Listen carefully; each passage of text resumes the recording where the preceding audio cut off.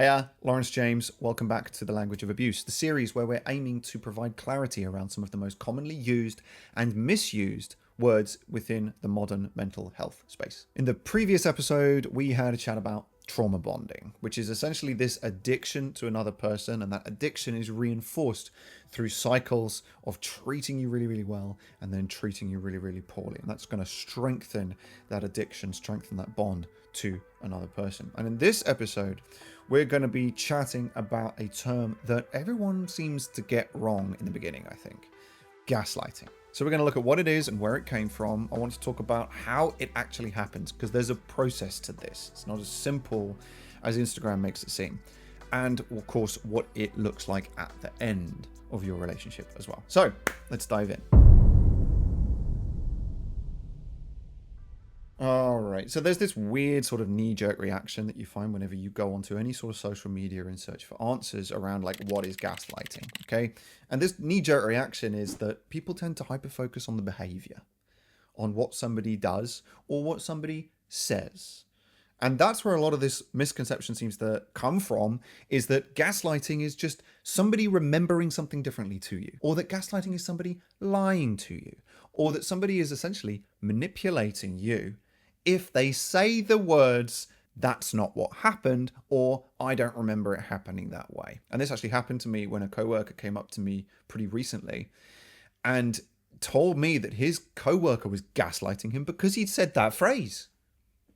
What if he just forgot? I'm being serious here. Like, I don't have the greatest memory. Oftentimes I'm so focused on all the future and possible futures and things that could happen that I forget to look back. And as a result, I often end up remembering things a little differently to how they actually were. Now, does that mean that I'm attempting to manipulate and control somebody else? No.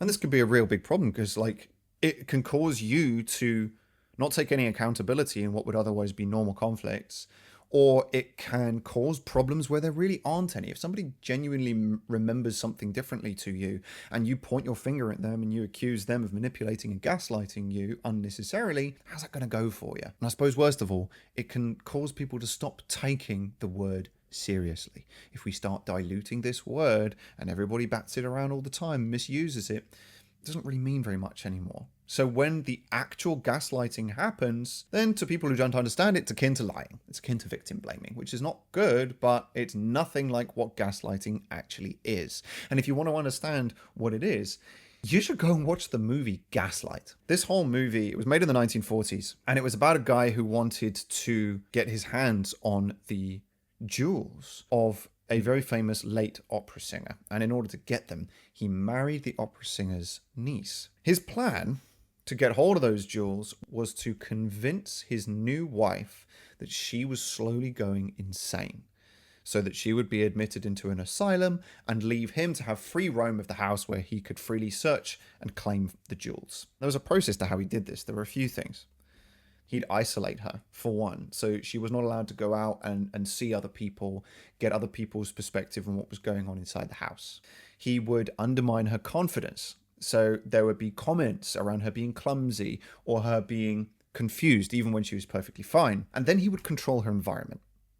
So the house came with these natural gas lamps that you had to light with a candle or with a match, and he would flicker these lights, he'd move objects, there'd be strange sounds that he would cause.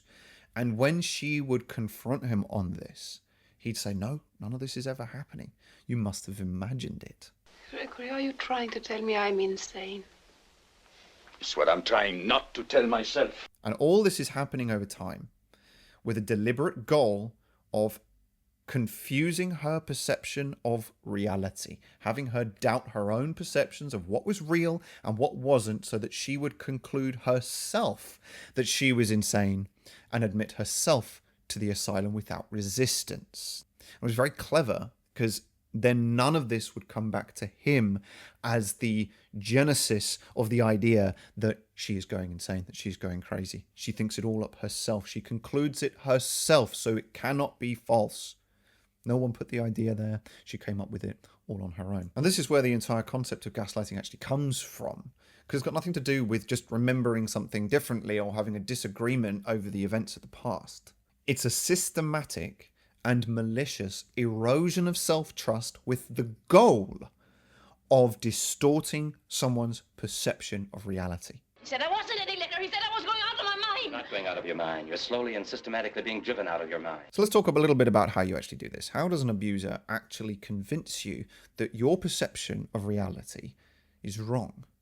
And it's pretty much exactly like it was in the movie, right? There's sort of 3 steps to it. The first is you've got to isolate them, because if somebody else can come in and provide an external point of view, then the lie is exposed. If someone else can see the lights flickering and can hear the weird noises and acknowledges that objects are in fact moving, then you're not crazy. Someone's lying to you.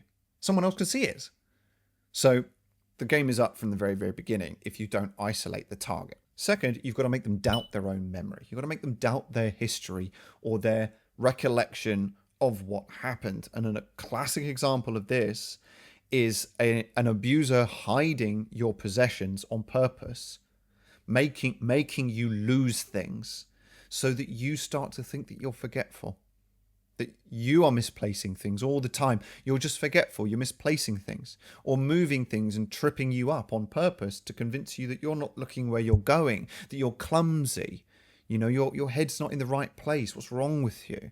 And finally, when the target doubts their own memory sufficiently, they're going to go and look externally for the account of what happened. If I can't remember clearly what actually happened, then what did happen? And because you've isolated them at the very, very beginning, you've positioned yourself as the most likely individual that they're going to go to for that account of what happened.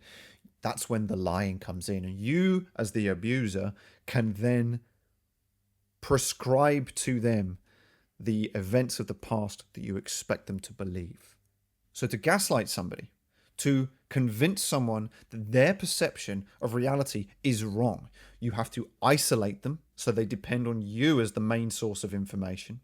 You then have to confuse them and make them doubt their own memory and history. And then you position yourself as the one that they go to when they search externally for a true account of what really did happen, whereupon you then lie and you prescribe to them the event that you want them to believe. And this will be wildly successful if they cannot trace the genesis of the idea that they are going crazy back to you as the abuser.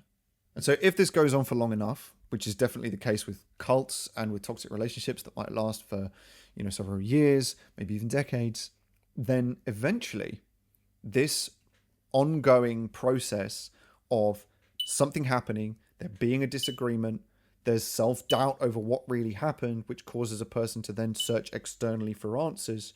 And when you've got one person that you're dependent on to interpret the events of the past for you, you keep going to that individual and they keep telling you what you should believe, that this whole process can become reflexive.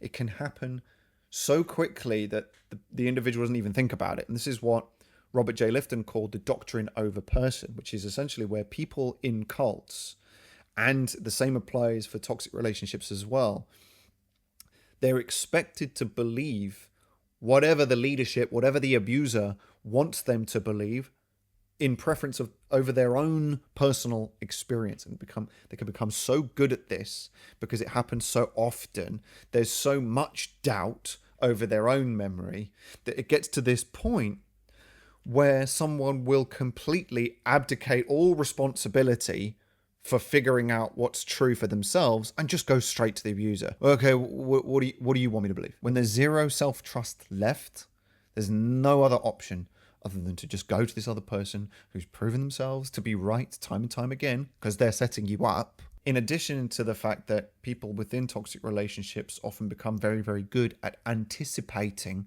what their abuser wants them to believe, they can do it themselves.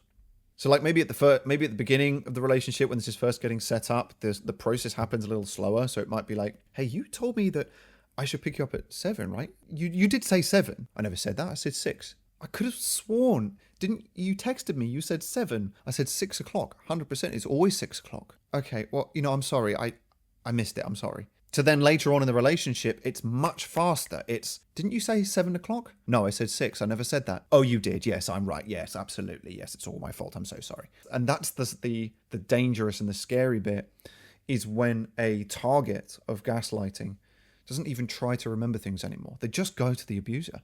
So, gaslighting. It's not just remembering things differently.